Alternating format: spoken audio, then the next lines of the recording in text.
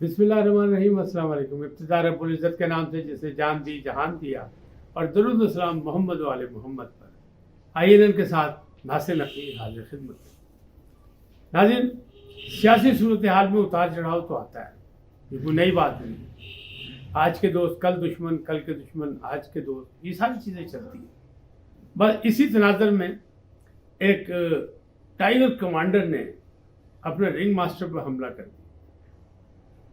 अगली बात, dirty Harry ने काम कर दिखाया। इमरान खान लहू लुहान और ख्वाजा आसिफ के शेर को पिछाड़ने का चैलेंज हो गया। ये क्या कुछ है? वो बहुत सब कुछ है। आजम खान के बाद उस्मान डार लंका ढाने निकल आए, लेकिन अभी बहुत से नाम पोशीदा हैं जो सामने आने वाले हैं। तफसीलात बताने से पहले आपसे गुजारिश है कि इनको सब्सक्राइब करें, लाइक करें, घंटी का बटन दबाना ना भूलें और पहले अपनी कीमती राय का इजहार भी जरूर करें। सदा सलामत रहें। जी नाज़रीन, टाइगर कमांडर ने हमला कर दिया अपने रिंग मास्टर। वो कौन है? तो अगर आप देखें तो इमरान खान की जो टाइगर फोर्स थी उसका कमांडर कौन था? उसका कमांडर उस्मान डार। और उस्मान डार जो सामने आए तो वो अपने चेयरमैन को पड़ गए, और ऐसे जैसे उनका मुकाबला किसी और से नहीं, सिर्फ चेयरमैन से। और इमाम खान तमाम तर मुसीबतें, मुश्किलात, सारी वजूहात सब उन्हीं की वजह से, तमाम तर इल्ज़ामात उन्हीं पर लगा दिए और ये कह दिया कि ये फौज के खिलाफ बगावत थी 9 मई, और इसकी तैयारी कई माह पहले से हो रही थी। बल्कि उस्मान डार ने यह भी कह दिया कि अगर गवाही की जरूरत पड़ी तो अदालत में भी जाकर गवाही देंगे, हल्फन गवाही दे देंगे वो कि सब कुछ हुआ जमान पार्क में, और कई साल पहले से इसकी, यानी कई माह पहले से इसकी तैयारी हो रही थी। साल पहले तो नहीं, इसलिए कि जब इख्तिदार से उतर उसके बाद से ही शुरू हो गई थी कि अगर मुझे गिरफ्तार किया गया तो फिर की करना, हसास हज़ारों पर हमला करना, फौज से निपटना है।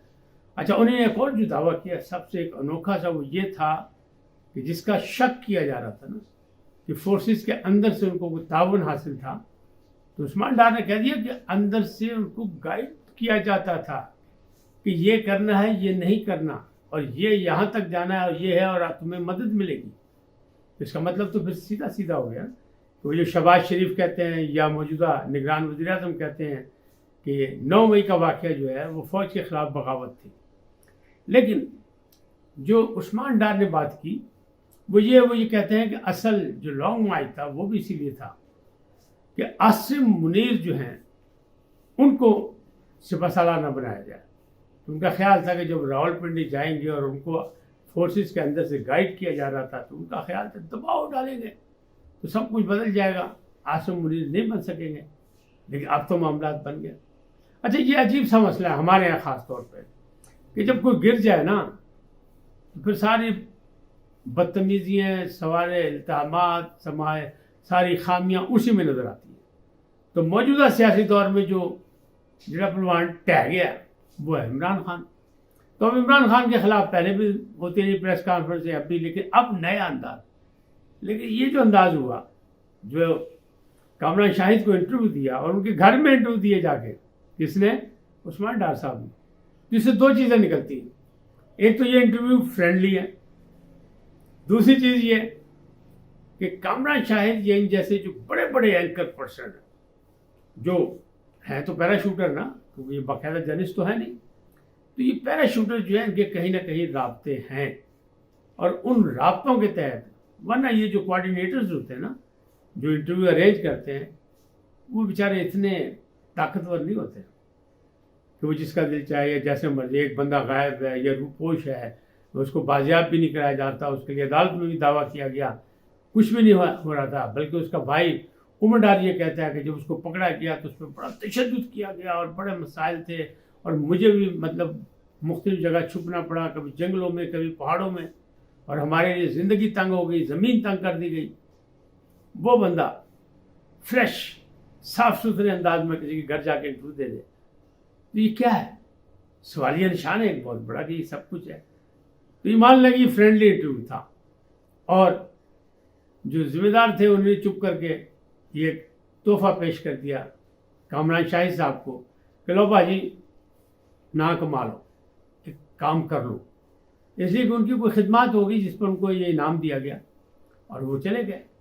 اچھا، کہنے والے کیا کہہ رہے ہیں؟ اب ذرائع یہ کہہ رہے ہیں کہ اسی طرح کا ایک انٹرویو صداقت عباسی کا بھی ہو سکتا ہے، وہ بھی ابھی بازیاب میں روپوش ہیں، اور فرق حبیب کا بھی ہو سکتا ہے، یعنی وہ بھی چند دنوں کے بعد اسی طرح آ جائیں گے، کیونکہ الزامات انہیں پہ لگایا کہ جو مزاحمتی بیانیہ تھا ان میں یہ لوگ سارے پیش اعظم سواتی، فرق حبیب، یہ سارے جو سیاسی تھے، عامر وہ جو تھے کیا کہتے ہیں مراد سعید، ان سب پہ الزام لگایا، لیکن وہ کہتے ہیں ہم اور یہ جو تھے شعیب اپنا شفقت محمود صاحب اور اسد عمر صاحب، ہم لوگ کہتے تھے کہ نہیں، مفاہمتی ہونا چاہیے، مفاہمتی بیانیہ ہونا چاہیے، سیاست کو سیاست ہونی چاہیے، لیکن کسی نے نہیں سنی۔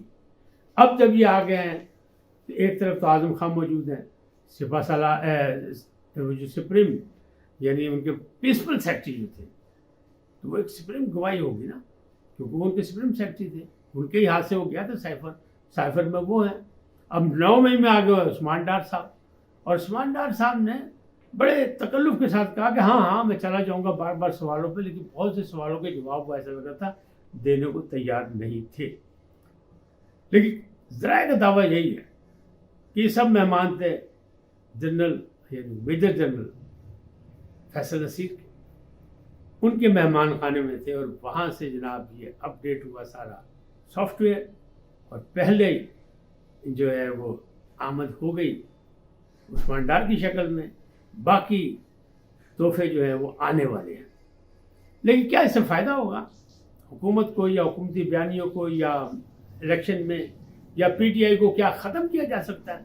یہ سوال اٹھ رہے ہیں، کیونکہ جب شہباز شریف گئے ہیں پبلک میں تو وہاں کئی نے سوال کر دیے کہ جناب اس طرح کام نہیں پڑنا، کئی بندوں نے سوال کر دیے، کچھ جو پی ٹی آئی کے تھے نا، جو فین ہیں، جو عمران خان کے فین کلب کے بندے ہیں، وہ تو سوال کریں گے، وہ تو کہیں گے اتنی، کیونکہ کسی بھی پارٹی کو یا کسی بھی شخصیت کو دیوار کے ساتھ لگانا جو ہے وہ تو جمہوریت میں جائز نہیں ہے، اور ہونا بھی نہیں چاہیے، آئین و قانون اس کی اجازت بھی دیتا، لیکن جن پر مقدمات ہیں ان کے مقدمات کا پہلے فیصلہ ہونا چاہیے، ان کو فیصلہ کرنا چاہیے۔ اب یہ جو ہے وہ سامنے آ رہے ہیں۔ اب ایک اور بات ہوئی، ایک نجی چینل پہ مولوی جو ہے وہ محمود، انہوں نے کہا کہ سازش میں جس کو کہہ رہے ہیں سازش یا مزاحمتی بیانیہ کہہ رہے ہیں عثمان ڈار صاحب، اس پہ عارف علوی بھی شامل ہے، انہوں نے کہا یہ برابر کے شامل ہے۔ وہ الگ بات ہے کہ علیمہ خان کہتی ہیں کہ عارف علوی سے بھی ناراض ہیں عمران خان کہ انہیں الیکشن کی ڈیٹ دینی چاہیے تھی، انہیں تجویز نہیں دینی چاہیے تھی، جبکہ عارف علوی کہتے ہیں کہ میں نے اپنی ذمہ داری سے، کیونکہ میں تو ریٹائر ہو گیا ہوں 8 ستمبر کو، اس کے بعد جو میں کر سکتا تھا وہ میں نے کیا، بہترین جو کر سکتا وہ کیا، لیکن نہیں بات بن سکی، تو اب یہ حالات کی بات ہے۔ لیکن معاملات عجیب و غریب ہیں، اور ابھی لوگ مزید آئیں گے، اور یہ اب فیصلہ انجام کی طرف جا رہے ہیں کہ عمران خان کے لیے روزانہ کی بنیاد پر نئی سے نئی مصیبتیں بنتی جا رہی ہیں، عثمان ڈار ہوں یا صداقت عباسی مستقبل میں آ جائیں یا فرق حبیب سامنے آ جائیں، تو آپ سوچیں انہی کی ٹیم کے بندے اور سامنے آ کے کھڑے ہو اپنے چیئرمین کے خلاف، تو پھر چیئرمین کے خلاف آنکھوں میں آنکھیں ڈال کے بات کریں، بلکہ ایک ذرائع تو یہ بھی کریں کہ جب 9 مئی کا واقعہ ہوگا اور اس کا ٹرائل ہوگا تو یہ سب کچھ کہاں ہوگا؟ ملٹری کورٹ میں ہوگا، اور ملٹری کورٹ میں جب ہوگا تو کون ہوگا؟ یہ تو اپنے بھی پیش کیے جائیں گے، بلکہ ان کا اپنا خون یعنی بھانجے صاحب، وہ جو نیازی صاحب ہیں جنہوں نے پتلون لہرائی تھی لاہور میں کور کمانڈر کی، حسان نیازی، ان کو ہی ماموں کے سامنے بٹھا دیا جائے گا کہ لو یہ دسو، پھر الزامات لگیں گے، پھر کیا ہوگا؟ لیکن ساری چیزوں کے بعد کوئی مانے نہ مانے، ایک اور چیلنج ہو گیا کہ خواجہ آصف کو چیلنج ہو گیا تیرے شعر چیڑ پھاڑ کر دیں گے۔ یہ کس نے کہا؟ تو ایک ویڈیو پیغام آیا ہے عثمان ڈار کی والدہ محترمہ کا، بزرگ عورت ہیں، لیکن ان کا جذبہ دیکھیں، ان کا انداز دیکھیں، وہ بڑی ناراض ہے، بڑا خوش، وہ کہتی میں عمران خان کے ساتھ ہوں، آپ نے پستول رکھ کے، یہ بندوق رکھ کے عثمان ڈار سے سارے بیان لے لیے، ٹھیک ہے اس کی مجبوری ہوگی، لیکن میں عثمان ڈار کے مد مقابل کھڑی ہوگی عمران خان کے ساتھ، اور میں کہوں گی، اور آصف خواجہ آصف کیونکہ سیالکوٹ کے رہنے والے ہیں دونوں، اور عثمان ڈار دیکھیں وہاں ہار گئے تھے الیکشن، لیکن ان کو باقاعدہ پرائرٹی دی گئی عمران خان صاحب کی طرف سے، ان کو oblige کیا گیا، ان کو اہم عہدوں پہ رکھا گیا، ان کو مشیر بھی بنایا گیا، لیکن اس کے باوجود دیکھیں حالات کیا سے کیا ہو گئے۔ اب ان کی والدہ چیلنج کر رہی ہے کہ خواجہ آصف کی تمام سازشیں میں ناکام کروں گی اور سیاست کے میدان میں خود آ کر اس کے شیر کی چیڑ پھاڑ کر دوں۔ لو جی بھائی تیار ہو جاؤ خواجہ آصف صاحب، معاملات یہاں تک پہنچ گئے، بہرحال الیکشن میں تو جواب دینا پڑے گا اور یہ ساری چیزوں کا کہ کون کہاں ہے کیا ہے، پبلک نے تو اپنے ووٹ کا حساب کرنا ہے، کس کا بیانیہ مانا جاتا ہے کس کا نہیں، یہ تو وقت بتائے گا۔